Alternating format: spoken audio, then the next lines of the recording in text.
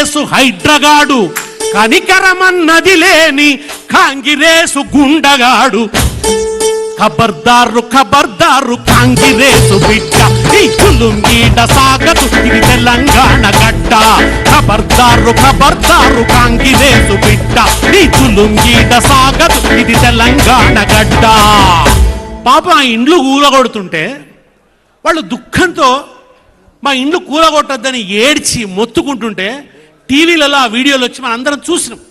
ఓ anchor అడిగింది రేవంత్ రెడ్డిని, అరే మీరు అట్లా ఇండ్లు కూలుస్తుంటే పాపం వాళ్ళు ఏడుస్తున్నారు కదా, ఆర్తనాదాలు ఆక్రందనలు చేస్తున్నారు కదా, వాళ్ళు మిమ్మల్ని తిడుతున్నారు కదా, మీకేమనిపిస్తుంది అని అడిగారు. నిజంగా ఇవాళ మీరు తెలంగాణలో ఎవరి దగ్గరకైనా పోయి ఇట్లా తట్టి చూడండి, రేవంత్ రెడ్డి అని పాట పూర్తి కాకముందే నీ మొదలు పెడుతున్నారు జనాలు. పొట్టు పొట్టు తిట్టుడేగా, ఒక్క నిమిషం కూడా తెరపి లేకుండా చిన్న ఇక మన వేగంగా వస్తూనే ఉంటాయి అన్నమాట ఇక నోట్ల నుంచి. భయంకరంగా తిడుతున్నారు. ఇట్లా తిడుతున్నారు కదా, మరి నువ్వేమనుకుంటున్నావు అంటే ఆయన ఏమన్నాడు తెలుసా, అటువంటి వింటున్నప్పుడు నాకు ఒక షాడిస్టిక్ ప్లెజర్ వస్తుంది అన్నాడు. ఆ ప్రజలు తిడుతున్న తిట్లట ఆయనకు ఒక రకమైన సంతోషం కలిగిస్తాయట. పరపీడన ఆనందం అంటే ఇతరులను పీడిస్తే వచ్చే ఒక ఆనందాన్ని నేను పొందుతున్నా అని చెప్తున్నాడు ఆయన. ఇంతకంటే దుర్మార్గం ఇట్లాంటి వాడిని ఏమంటారు తెలిసిన, సైకో అంటారు. ఇటువంటి వాడిని సైకో అంటారు, మానసిక రోగి. అందుకే నేను ముందే అన్నా, ఈ మానవుడు వేరే దేశంలో ఉంటే అయితే జైల్లేస్తారు, లేకుంటే పిచ్చాసుపత్రిలో బారేస్తారు, అంతేగాని పరిపాలకుడిగా మాత్రం ఉండనివ్వరు. ఇంత అధ్వానంగా ఇంత దుర్మార్గంగా మాట్లాడుతున్నటువంటి ముఖ్యమంత్రి బహుశా చరిత్రలో రేవంత్ రెడ్డి తప్ప ఇంకొకరు లేరు. ఇటువంటి వికృత వ్యాఖ్యలు ఎన్నో. మొన్నటికి మొన్న 2 జూన్ నాడు ముఖ్యమంత్రి చేసే ప్రసంగం, రాష్ట్రంలో నువ్వేం చేసినావు, ఏం అభివృద్ధి చేసినావు అనే ప్రసంగం చేస్తారు కదా, అది ఎంత సీరియస్ ప్రసంగం, అది అధికారిక ప్రసంగం, ప్రజలకు ఇచ్చే నివేదిక, దాని పట్ల ఎంత సీరియస్నెస్ ఉండాలి. ఎండగొడుతుందని మధ్యలో బంద్ చేసింది. ఎండగొడుతుంది మొత్తం ఏం చెప్తాం తీసి ఆయన మడతపెట్టి జేబులో పెట్టుకున్నాడు. కేసీఆర్ గారు మేము 30 పేజీలు రాస్తే 40 పేజీలు రాస్తే కూడా ఆయన చదువుతుండే, ప్రజలకు తెలవాలి మనం ఏం తాపత్రయపడుతున్నామో తెలవాలని చెప్పి. అట్లాంటిది అది ఏమీ లేకుండా ఎవడ చదువుతాడు అని చెప్పి తీసి అంత నాన్ సీరియస్ అన్నమాట. Non serious fellow. అతనికి ప్రజల పట్ల కన్సర్న్ లేదు, పట్టింపు లేదు, ఏ సీరియస్నెస్ లేదు, ఓ గంభీరమైన దృక్పథం లేదు, ఓ గంభీరమైన ఆలోచన లేదు. అడ్డి మేర గుడ్డి దెబ్బల సీఎం అయినా 1,00,000 కోట్లో 2,00,000 కోట్లో వేసుకుందాము, పొద్దు గడుపుకుందాము, తర్వాత చూద్దాము, ఉంటే ఇన్లుంటాం. ఆ రాహుల్ గాంధీ ఉండనిస్తే మళ్ళీ పిసిసి ప్రెసిడెంట్ చేస్తే ఇళ్ళనే ఉంటా, లేకుంటే పిలిచిండు కదా ముజ్సే జుడో అన్నాడు కదా మొన్న వచ్చి. మన అదేంది ఆ సినిమాలో బ్రహ్మానందం అంటాడు, మేము అక్కడికి రమ్మంటాం, ఎక్కడికో తీసుకెళ్లాలనుకుంటాం, మీరు రారు అంటాడు చూడండి. సరిగ్గా అట్లనే అన్నాడు మొన్న మోడీ రేవంత్ రెడ్డితోని, ముస్సే జుడో అంటున్నాడు ఆయన. అంటే రేవంత్ రెడ్డి ఏమనాలి, అరే ఇట్లా మాట్లాడుతుండేది అనుకుంటున్నాడు. ఈయన కూడా ఇగిలిస్తున్నాడు, లోపల మాట్లాడాల్సింది బయట చెప్తున్నాడు ఏంది అన్నట్టు చూస్తున్నాడు. అంతే తప్ప అది బహిరంగంగా 2 వేరువేరు పార్టీలు, 2 భిన్న ధృవాలైన పార్టీలు, 2 విరుద్ధమైనటువంటి పార్టీలు ఆయన ఓపెన్ గా ముస్సే జుడో అంటున్నాడు. ఇది ఇవాళ రాష్ట్రంలో నడుస్తున్నటువంటి ఒక కాకి చీకటి ఒకటైనట్టు ఒక ద్రోహ పరిపాలన నడుస్తున్నది. ఇటువంటి దిగజారిన భాషను మాట్లాడుతున్నాడు. ఏమైపోయింది ఇవాళ నిజంగా మీ వర్ధనపేట ఎట్లుండేది ఎట్లయిపోయింది? 6 రమేష్ సమయంలో జరిగిన అభివృద్ధి ఏమిటి? ఇవాళ ఆ అభివృద్ధి ఆగిపోలేదా?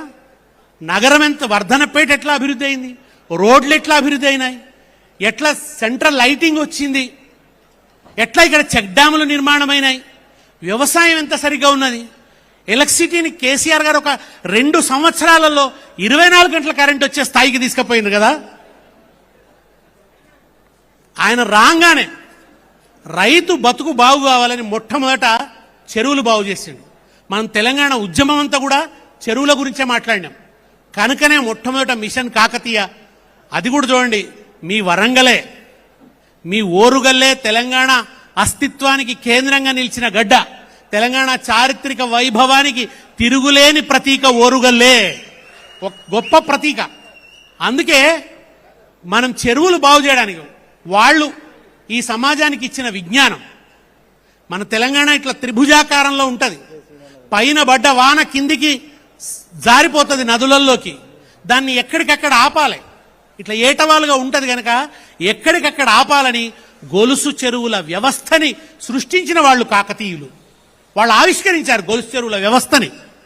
చిన్నప్పుడు మా అమ్మ అంటుండే, ఏదైనా పని చెప్తే పనిలోకి మనం అడుగు పెట్టకముందే భయపడితే, పని మొదలు పెట్టకముందే భయపడతావేంద్రా పాకాల చెరువుకి దున్నపోతోలే అంటుండే. పాకాల చెరువు దగ్గరకు వచ్చిన దున్నపోతూ ఆ పాకాల చెరువు కింద సాగయ్యే భూమి చూసి అబ్బ గింత భూమి దున్నానా అని గుండెవలికి చచ్చిపోయిందట. అది అటువంటి అంటే మన సామెతలలో భాగం అయిపోయింది పాకాల చెరువు. పాకాల, లక్నవరం, ధర్మసాగరం ఇటువంటి అద్భుతమైన చెరువుల్ని దవ్వి కాకతీయులు ఒక చోట ఒక శాసనం వేశారట. శత్రురాజులు ఎవరైనా వస్తే మీరు మా ఖజానా లూటీ చేయండి పర్వాలేదు, మీరు మమ్మల్ని చంపండి పర్వాలేదు, మీరు మా ధనం ఎత్తుకుపోండి పర్వాలేదు, కానీ ఈ చెరువుల్ని విధ్వంసం చేయకండి అని శాసనం వేశారు కాకతీయులు. అంత ప్రేమించారు వాళ్ళు. ఆ గొలుసు చెరువుల వ్యవస్థను ఆవిష్కరించారని కృతజ్ఞతతో, అంటే కేసీఆర్ గారికి తెలంగాణ వ్యవసాయ స్పృహ ఉంది, తెలంగాణ జలస్పృహ ఉంది, తెలంగాణ చరిత్ర స్పృహ కూడా ఉంది.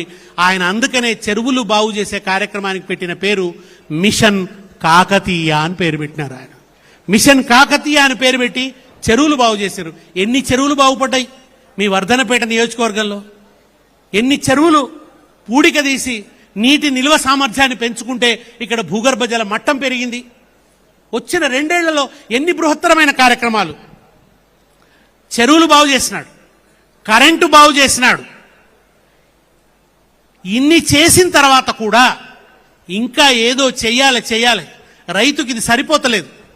కరెంటు బాగైనంత మాత్రాన సరిపోతలేదు, నీళ్ళు వచ్చినంత మాత్రాన సరిపోతలేదు. ఇంకా ఏదో చెయ్యాలని ఆలోచించి ఆయన ఆవిష్కరించిన అద్భుతమైన పథకం, ప్రపంచమే మెచ్చిన పథకం, రైతన్నకు కొండంత అండగా నిలిచిన పథకం రైతు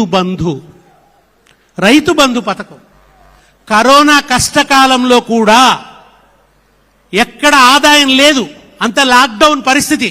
ఆ సమయంలో కూడా రైతుల ఖాతాల్లో డబ్బులు వేసిన ఒకే ఒక్క ముఖ్యమంత్రి కేసీఆర్ గారు. 76,000 కోట్ల రూపాయలు రైతులకు ఇచ్చాడు ఆయన. మొట్టమొదట మనం తెలంగాణ ముఖ్యమంత్రిగా కేసీఆర్ అయినప్పుడు తెలంగాణ బడ్జెట్ 60,000 కోట్లు. ఆయన 10 ఏళ్లలో కేసీఆర్ రైతులకు ఇచ్చింది 76,000 కోట్లు. అంటే ఒక రాష్ట్ర బడ్జెట్తో సమానమైన డబ్బు. మామూలుగా ఒక చిన్న రాష్ట్రం యొక్క పూర్తి బడ్జెట్ ఎంత ఉంటుందో అంత ధనం రైతులకు ఇచ్చిన ఒకే ఒక్క ముఖ్యమంత్రి కేసీఆర్. చరిత్రలో ఒకే ఒక్కడు కేసీఆర్. ఎవరైనా రైతు నుంచి దోచుకున్న వాళ్లే, కానీ రైతుకి ఇచ్చిన వాళ్ళు లేరు. కరోనా కష్టకాలంలో కూడా ఎవరి జేబులన్నా పైసలున్నాయంటే అవి తెలంగాణ రైతుల చేతుల్లో ఉన్నాయి. అట్లా రైతు బంధును అందుకొని హిమ్మత్తుగా వ్యవసాయం చేసిన వర్ధనపేట ఇవాళ ఏమైపోయింది? ఆటో ఆయనకు పైసలు ఇస్తే ఎరువులు ముద్దుకొచ్చి ముంగిటబడి ఇవాళ ఎరువులది ఏం హాలత్ అయిపోయింది. అప్పుడే చెప్పిండు కేసీఆర్ సార్ ఎలక్షన్ సభలలో, మళ్ళా పెద్దపాం మింగినట్టు అవుతుంది ఈ కాంగ్రెస్ వాళ్ళకి ఓటేస్తే అని చెప్పిండు ఆయన. తీర్థం పోదాం తిమ్మక్క అంటే నువ్వు గుల్లే నేను సల్లే అన్నట్టు అవుతుందని చెప్పిండు ఆయన. సరిగ్గా ఆయన చెప్పినట్టే ఇవాళ పెద్దపాం మింగినట్టే అయింది. ఇవాళ 2 బస్తాలకు మించి యూరియా ఇయ్యడట, దానికో యాపట. మనకు 2 మిగిలినాయి. రైళ్లలో నిలబడి కాళ్ళకు వాపు, ఫోన్లో యాపు. కాళ్ళకు వాపులు వస్తున్నాయి. ఆ యాప్ ఎవడికి అర్థమైతలేదు. షాపుల్లో లేని యూరియా యాపుల్లో ఎట్లుంటుందో తెలియదు. ఇవాళ ఎరువు కోసం నానా అవస్థలు పడాల్సినటువంటి పరిస్థితి వచ్చింది. సునాయాసంగా వచ్చి ఇంటి ముందటికి వచ్చిన ఎరువు కోసం ఇవాళ రైతు దిక్కుదోచని పరిస్థితిని ఎదుర్కొంటున్నాడు. హాయిగా నిజానికి ఆయన గోడౌన్ల సామర్థ్యం పెంచాడు కేసీఆర్. మన తెలంగాణ రాగానే వచ్చి ఎంతుంది గోడౌన్ల సామర్థ్యం, ఇది సరిపోదు అని ఓ 20 రెట్లు పెంచినాడు ఆయన. పెంచి అక్కడ ఉన్నటువంటి కేంద్ర మంత్రిని పట్టుకొని, అయ్యా బాబు మీకు అన్ సీజన్లో యూరియా అవసరం ఉండదు కదా, అది మాకు పంపించండి అని బతిలాడుకొని అన్ సీజన్లో యూరియా తెప్పించుకొని బఫర్ స్టాక్ పెట్టుకొని సీజన్ రాగానే అదును మీద రైతుకు వెంటనే అందించి రైతుకు రంది లేకుండా చేసాడు కేసీఆర్. ఎందుకంటే కేసీఆర్ కు పరిపాలన పటిమ ఉన్నది, రైతంటే ప్రేమ ఉన్నది, రైతు పట్ల కన్సర్న్ ఉన్నది గనక ఆ పని కేసీఆర్ చేయగలిగిండు. ఇప్పుడు ఈ మానవుడికి లేదు. Mall administration వాగుడే